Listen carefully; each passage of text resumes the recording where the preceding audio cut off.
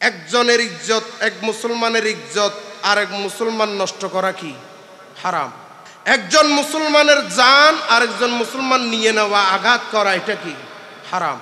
এবং একজন মুসলমানের সম্পদ আরেক মুসলমান লুট করা, এটা কি হারাম। আমরা বাংলাদেশের মধ্যে মানুষগুলো কই মাছের মতো দরপর করছি। সরকারের পক্ষ থেকে যদি বিচার যদি ব্যবস্থা করা হতো, এই বাংলাদেশ থেকে লাখ লাখ মুসলমান ফিলিস্তিনের জমিনে গিয়ে শহীদ হয়ে যেত। এটা আমার রাসূল করিম সাল্লাল্লাহু আলাইহি ওয়াসাল্লাম এটা আমাদেরকে শিখিয়েছেন।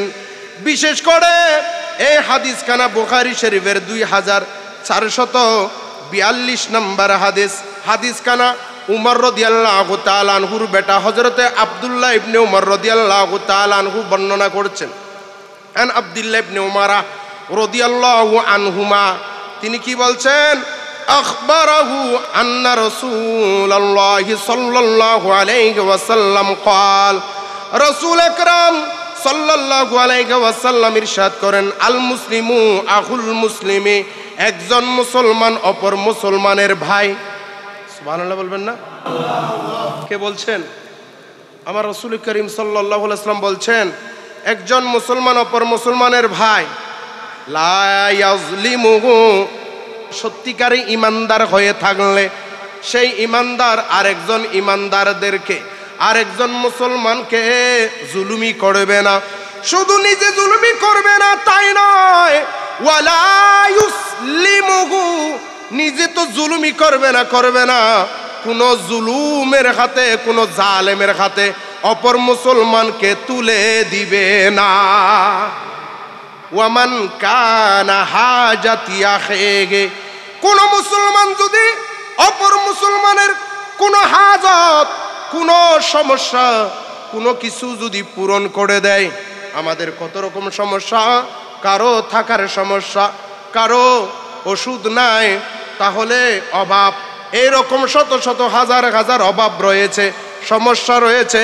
এইরকম কোন সমস্যা যদি মিটিয়ে দেয় তাহলে কান আল্লাহু ফি হাজাতিহি, আল্লাহ রব্বুল ইজ্জত ওই মুসলমানের হাজতকে পূরণ করে দিবে। আপনি একজন মানুষের হাজত পূরণ করবেন, আল্লাহ আপনার হাজত কি করে দিবেন বলেন না? এটা বুখারী শরীফের হাদিস। শুধু তাই নয়, আমার রাসূল করিম সাল্লাল্লাহু আলাইহি ওয়াসাল্লাম ইরশাদ করেন, ওয়ামান ফাররাজা মুসলিমিন কুরবাতান, ওয়ামান ফাররাজা, কোন মুসলমান যখন কি করে দিল, উদ্ধার করে দিল, আং মুসলিমিন কুরবাতান, কুরবাতান বলতে দুঃখ দুর্দশা, দুঃখ, কোন মুসলমান অপর মুসলমানের দুঃখ দুর্দশা দূর করে দিল, কোন মুসিবতকে দূর করে দিল, তাহলে ফাররাজাল্লাহু আনহু কুরবাতান, আল্লাহ রব্বুল ইজ্জত ওই মুসলমানের দুঃখ দুর্দশাকে দূর করে দিবেন। কোথায়? মিন কুরবাতি ইয়াউমিল কিয়ামা, কিয়ামতের ময়দানে যে মুসলমান অপর মুসলমানের দুঃখ দুর্দশা দূর করে দিয়েছিল পৃথিবীর জমিনে, ওই মুসলমানের দুঃখ পেরেশানি আল্লাহ রব্বুল ইজ্জত কাল কিয়ামতের ময়দানে দুঃখ দুর্দশা দূর করে দিবেন। শুধু তাই নয়, আমার দয়াল নবী বলেন, ওয়ামান সাতারা মুসলিমান, কোন মুসলমান অপর মুসলমানের দোষ ত্রুটি লুকিয়ে রাখলো। আপনি একটা দোষ করেছেন, আমি একটা দোষ করেছি, আপনি জানেন যে এই দোষটা আপনি প্রচার করলে দুনিয়ার মানুষরা সম্মান করবে আমাকে, আমার পেছনে হয়তো প্রশাসন লেগে যাবে, আমাকে গ্রেপ্তার করবে, আমাকে হয়তো আমার স্ত্রী সম্মান করবে না, আমার সন্তানেরা সম্মান করবে না। এই রকম কোন দোষ ত্রুটি আপনার মাঝে বিদ্যমান, আমি এটা লুকায়িত রাখলাম, আমার ভিতরে বিদ্যমান, আপনি লুকায়িত রাখলেন। হয়তো আপনি লুকিয়ে না রাখলে কয় হাজার মানুষের সামনে প্রচার করতে পারবেন। বর্তমান পৃথিবীর জমিনে 809 কোটি মানুষ আছে, 809 কোটি মানুষ পৃথিবীর জমিনে রয়েছে। তাহলে আপনি বেশি প্রচার করলে 809 কোটি মানুষের সামনে প্রচার করতে পারবেন, কিন্তু আল্লাহ রব্বুল ইজ্জত কি করবেন জানেন? আমার দয়াল নবী বলেন, ওয়া মান সাতারা মুসলিমান, কোন মুসলমান যদি অপর মুসলমানের দোষ ত্রুটি যদি লুকিয়ে রাখে, গোপনে রাখে, তাহলে সাতারাহুল্লাহু ইয়াউমাল কিয়ামা, আল্লাহ রব্বুল ইজ্জত ওই মুসলমানের দোষ ত্রুটি কাল কিয়ামতের ময়দানে লুকিয়ে রাখবেন। এখানে কয় হাজার কোটি, 809 কোটি মানুষ নয়, হাজার হাজার লক্ষ লক্ষ কোটি কোটি কোটি মানুষ।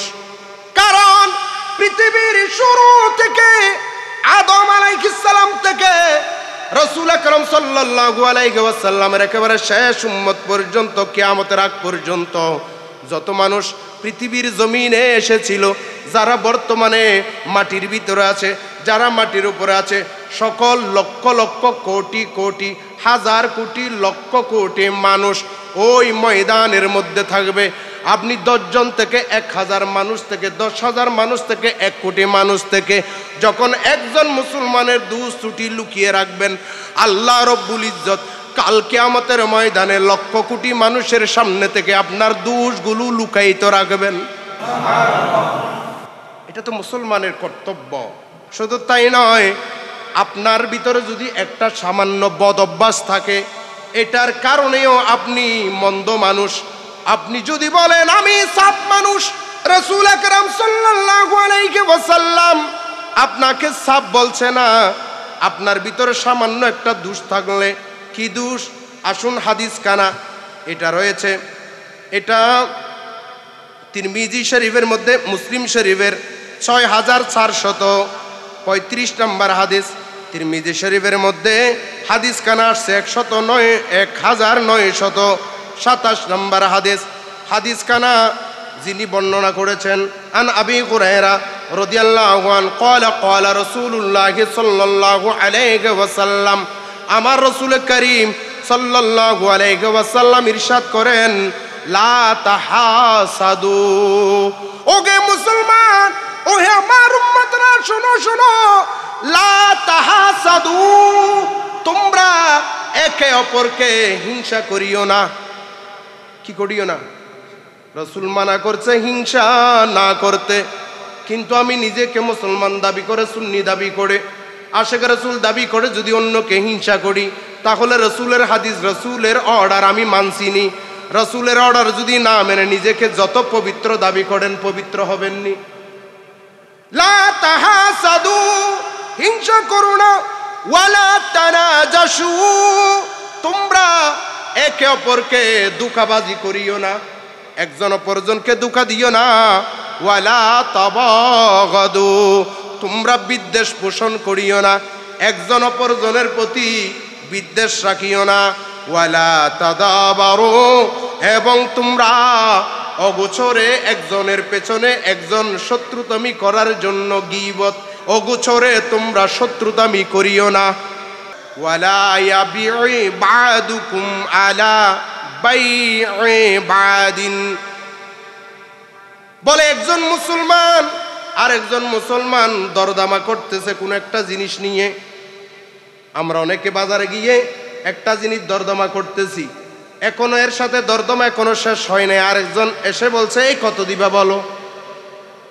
রাসূল করিম সাল্লাল্লাহু আলাইহি ওয়াসাল্লাম ডাইরেক্ট মানা করেছেন, ওহে আমার উম্মতরা, তোমরা কি করবা না? ওয়ালা ইয়াবিউ বাদুকুম, তোমরা ক্রয় করিও না, বিক্রয় করিও না, আলা বাই'i বাদিন, যখন একজন অপরজনের ভিতরে ক্রয় বিক্রয় নিয়ে কথা হচ্ছে, ওখানে গিয়ে তুমি এদের উপরে ক্রয় বিক্রয়ের জন্য প্রস্তাব দিও না, এরা যতক্ষণ শেষ না হয়। কত সুন্দর ইসলাম আমাদেরকে দিয়েছেন। আল মুসলিমু আখুল মুসলিমি, একজন মুসলমান অপর মুসলমানের ভাই, লা ইয়াজলিমুহু, একজন মুসলমান অপর মুসলমানকে জুলুম করবে না। ওয়ালা ইয়াখযুলুহু, এবং একজন অপরজনকে অপদস্থ করবে না। রাস্তাঘাটে একজন অপরজনকে আমরা অপদস্থ করছি, কিন্তু আমার দয়াল নবী বলেন, ও আমার উম্মতেরা, তোমরা ওয়ালা ইয়াখযুলুহু, তোমরা অপর মুসলমানকে কি করবা না? অপদস্থ করবা না। ওয়ালা ইয়াহকিরুহু, কেউ কাউকে হেয় করিও না। হে বলতে একজন অপরজনকে তুচ্ছ করিও না। একজন অপরজনকে বর্তমানে একটু পয়সা হলে, একটু ক্ষমতা হলে একজন অপরজনকে বলে সে আবার কে হয়েছে, আমার চেয়ে বড় কিছু হবে নি, তাকে আমরা গণনা করি না। এই রকম বিভিন্ন রকম কথা বলে, এগুলো হে করা। আত্তাকওয়া হা হুনা। আমার দয়াল নবী বলছেন, এতক্ষণ আমি যা বললাম, ও আমার সাহাবায়ে কেরাম, ও আমার উম্মতরা শোনো, এতক্ষণ পর্যন্ত আমি নবী যা যা আমি নিষেধ করেছি, যেগুলো না করতে আমি নিষেধ করেছি, এইগুলো না করে বেঁচে থাকা, একজন মুসলমান অপর মুসলমানের সাথে মিলেমিশে থাকা, এটার নাম হলো তাকওয়া। এই যে আত্তাকওয়া হা হুনা, আত্তাকওয়া হা হুনা একবার নয়। আমার দয়াল নবী ওয়ায়ুশিরু ইলা সাদরিহি তালাসা মাররাতিন, তিনবার নিজের সদরের দিকে, নিজের বক্ষের দিকে তিনবার ইশারা করলেন। এটার নাম তাকওয়া, এটার নাম তাকওয়া, এটার নাম তাকওয়া। আত্তাকওয়া হা হুনা, আত্তাকওয়া হা হুনা, আত্তাকওয়া হা হুনা। এইভাবে আমার রাসূল তিনবার নিজের বক্ষ মুবারকের দিকে ইশারা করে বললেন, উচ্চ আওয়াজে বলি সুবহানাল্লাহ। মন্দ হওয়ার জন্য এটাই যথেষ্ট। মিনাশ শাররি আইয়াহকিরা, কোন মুসলমানকে হেয় করেছ, তুচ্ছ করেছ, তুমি মন্দ হওয়ার জন্য এটাই যথেষ্ট, বেশি কিছু লাগবে না। একজন মুসলমানকে মুখ বাঁকা করে তুচ্ছ করেছ। আখাহুল মুসলিমা কুল্লুল মুসলিমি, আমার দয়াল নবী আবার বলেন, একজন মুসলমান অপর মুসলমানের ভাই, আলাল মুসলিমি হারামুন, একজন মুসলমান আরেক মুসলমানের তিনটা জিনিস হারাম। কয়টা জিনিস হারাম? আপনার ওই তিনটা জিনিস আমার জন্য হারাম, আমার তিনটা জিনিস আপনার জন্য হারাম। আমার দয়াল নবী বলেন, দামুহু, তার জান, ওয়া মালুহু, তার সম্পদ, ওয়া ইরদুহু, তার ইজ্জত। একজনের ইজ্জত, এক মুসলমানের ইজ্জত আরেক মুসলমান নষ্ট করা কি হারাম। একজন মুসলমানের জান আরেকজন মুসলমান নিয়ে নেওয়া, আঘাত করা, এটা কি হারাম। এবং একজন মুসলমানের সম্পদ আরেক মুসলমান লুট করা, এটা কি হারাম।